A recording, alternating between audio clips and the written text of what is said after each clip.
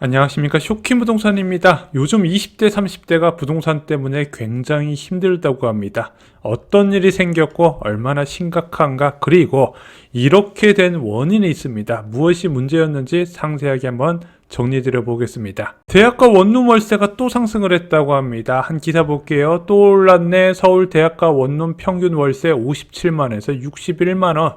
자, 월세 같은 경우는 이제 1년 전 대비해서 6.1% 상승을 했고요. 관리비 같은 경우는 8.1% 상승을 했다고 합니다. 하지만 이것은 통계일 뿐 현실은 훨씬 더 심각합니다. 자, 광교 엘포트 아이파크라는 오피스텔이 있습니다. 여기 원룸이 월세가 2023년에 월 보증금 1,000만원에 56만원이 찍혔는데 최근에는 80만원까지 올라왔다고 합니다. 2년 사이에 42% 올랐어요.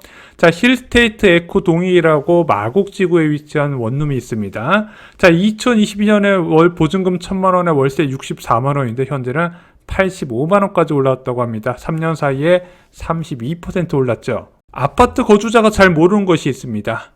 2, 3년 사이에 40% 내외로 급등한 원룸 월세값, 그래서 관리비까지 포함하면 월 100만원 가까운 부담이 되더라. 그래서 대기업 다니는 사람들도 지금 오피스텔 원룸 구하는 거 굉장히 부담스러워합니다. 문제는 자, 이렇게 월세 가격이 올라감에도 불구하고 매물 자체도 많지 않다는 거예요.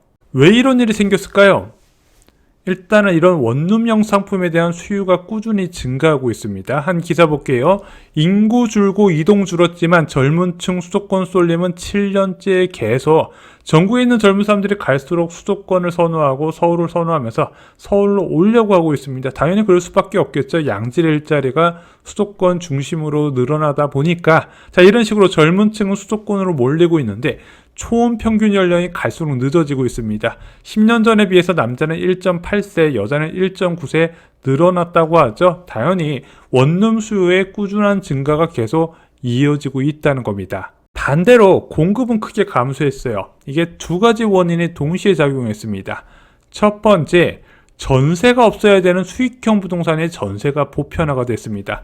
한 원룸에 이제 임대차 계약을 봤더니 6건 중 4건이 전세 매물이었고 하나는 반전세, 순수 월세는 하나밖에 안 됐습니다. 그러다 보니까 월세 매물이 부족해질 수밖에 없는 거예요. 매물이 부족한데 수요는 많다 보니까 가격이 올라간다는 거죠. 솔직히 이해가 안 됩니다. 원룸 오피스텔에 전세가 왜 생겼을까? 자, 원룸 오피스텔은 대표적인 수익형 부동산입니다. 자산가치 상승이 아닌 월세 수입 목적으로 투자를 하는 상품이에요. 자, 그런 것은 전세가 생기면 안 됩니다. 왜? 시세 차익 가능성이 그렇게 많지 않기 때문이죠. 게다가 이 원룸 오피스텔은 기본적으로 황금성이 떨어집니다. 오피스텔 갖고 있다가 못 파는 사람들 많이 있어요. 황금성이 떨어진다는 것은 경매로 넘어갔을 때 낙찰가율이 떨어질 수밖에 없고, 만약에 시세 근처로 전세 가격이 책정될 경우에 임차인의 보증금 손실로 연결될 수 있다는 겁니다. 그래서 원룸은 설령 전세를 놓는다고 해도 높은 전세 가격이 나오면 안 되는데 요즘은 시세 수준의 전세가 너무 많아요.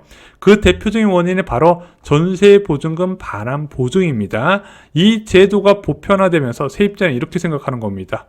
일단은 이건 안전한 전세네. 게다가 이 전세자금 대출을 받는 것이 월세 내는 것보다 훨씬 저렴하네. 당연히 세입자 입장에서는 전세를 선호할 수 있다는 거죠.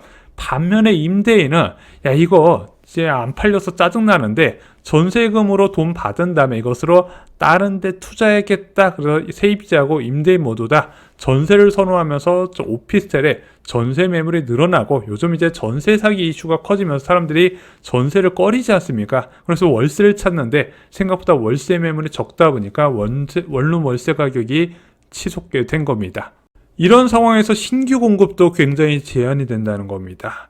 주거용으로 사용하고 있는 원룸형 오피스텔은 주택으로 포함이 돼서 보유세나 양도세 계산 시에 불이익을 받습니다. 자, 그러면 임대사업자를 등록할 경우에 이 주택수에서 제외될 수는 있지만 그렇게 된다면 일단 매도가 어렵고요. 임대료 인상도 제한이 됩니다. 그러다 보니까 오피스텔은 애물단지란 이야기가 나오는 거예요. 자, 월세 목적 투자자는 서서히 빠지고 소액 갭 투자만 담아 있다는 거죠. 차라리 이런 원룸형 오피스텔은 그냥 별도의 수익형 부동산 상품으로 빼야 되는데 얘가 아파트 같은 주택수에 포함되면서 굉장히 복잡해지게 됐다는 겁니다.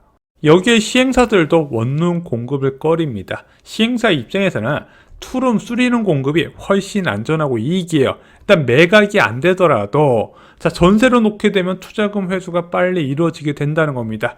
가장 중요한 자금 회수에 유리한데 원룸을 실제 공급을 한다 하더라도 이게 팔린다 안 팔린다? 결정적으로 팔리지가 않는다는 겁니다. 사람들이 원룸 오피스텔 분양받는 사람 지금 없어요. 그래서 지금 이거 공급했던 시행사들 대규모 분양 조직에다가 파격적인 수수료까지 지급했지만 안 팔립니다. 몇 년째 그대로예요. 왜 안 팔릴까요? 일단은 근본적인 문제가 있어요. 싸게 공급할 수 없으니까 대지 비용이나 건축비 다 올라갔는데 지금 원룸 같은 경우는 지금 시세가 어느 정도 형성되어 있냐? 아까 설명드렸던 마곡지구의 힐스테이트 에코동일이라고 있어요. 2017년 실거래가 봤더니 1억 9,500만 원입니다. 자, 2025년 매매 시세 볼게요. 2억 500만 원입니다. 8년 사이에 얼마 올랐다? 1,000만 원 올랐어요. 자, 근데 이 1,000만 원 오른 게 2017년 시세가 그대로 가고 있지 않습니까? 반면에 건축비하고 대지비는 올라가다 보니까 이 가격에 맞춰서 신규 공급이 어려워요. 설령 공급한다 하더라도 이거보다 훨씬 분양가가 책정됐다 보니까 사람들이 안 사게 된다는 겁니다. 그러면서 전체적으로 원룸형 오피스텔 공급이 뚝 끊겨버리다시피 했어요. 원룸 오피스에 대한 투자자들의 인식이 갈수록 나빠지고 있습니다. 일단은 사도 안 오른다는 인식이 굳어져 있어요. 자, 월세가 꾸준히 올라가서 임대 수익률이 높으니까 좋은 거 아니냐? 근데 대한민국 투자자들은 기본적으로 자산가치 상승을 중시합니다. 그럴 수밖에 없는 게 아까 말씀드렸던 오피스텔 8년 동안에 임대료가 40% 올랐지만 매매 가격은 거의 고정돼 있지 않습니까? 하지만 만약에 같은 가격으로 아파트를 샀다고 생각해 보시겠습니다. 다른 결과가 나왔겠죠. 그러다 보니까 아파트를 사지 오피스텔은 사지 않는다는 겁니다. 대표적으로 주식하시는 분들 막 고배당주 샀는데 고배당주 시세는 계속 그대로 있고 막 다른 성장주 가격이 올라다 보니까 배당주 팔고 성장주로 갈아타는 분들 많이 계시잖아요. 부동산 시장도 이거와 비슷하다 보시면 돼요. 두 번째는 아파트 투자에 걸림돌이 된다는 겁니다. 이게 가장 큰 문제죠. 자, 이런 소형 오피스텔 수익형 부동산을 일반 아파트와 똑같이 주택수에 포함된다면 누가 사겠습니까? 월세 몇 푼 받으려다가 내가 보유한 아파트 비과세 문제까지 꼬이는 거 아니냐? 나의 투자에 걸림돌이 되는 거 아니냐? 이게 좀 분리가 됐어야 되는데 분리가 안 되고 하나에 섞이다 보니까 더욱더 복잡해지는 겁니다. 그럼 정부에서는 이것을 풀어준다고 임대사업자를 등록하라고 하고 그것도 기간도 6년으로 줄어든다고 하지만 대부분 임대사업자들이 이런 거 복잡한 거 공부하면서까지 하려고 하냐? 안 한다는 겁니다. 그러다 보니까 원룸 부족 사태는 앞으로도 계속 이어질 가능성이 크다는 겁니다. 그래서 원룸 월세 가격 계속 올라갈 것이다. 다만 지금 오피스텔 투자 시장이 워낙 급감했는데 조금 금리가 낮아지면서 예금 금리가 사람들의 만족치만큼 못하게 된다면 현재 5% 정도 되는 오피스텔의 임대 수익률도 좀 매력적으로 다가오는 날이 있지 않을까, 이런 생각도 같이 덧붙여 봅니다. 오늘 영상 요약해드리겠습니다. 대학가 원룸 월세가 평균 6% 정도 상승을 했다고 합니다. 오피스텔 원룸 월세는 최근 3년 사이에 30에서 40% 급등을 했어요. 수요 확대 요인이 작용을 했습니다. 젊은 층의 수도권 이동 증가와 혼인 연령 증가에 따른 원룸 수요가 계속 이어지고 있다는 점. 반면에 공급은 크게 감소했습니다.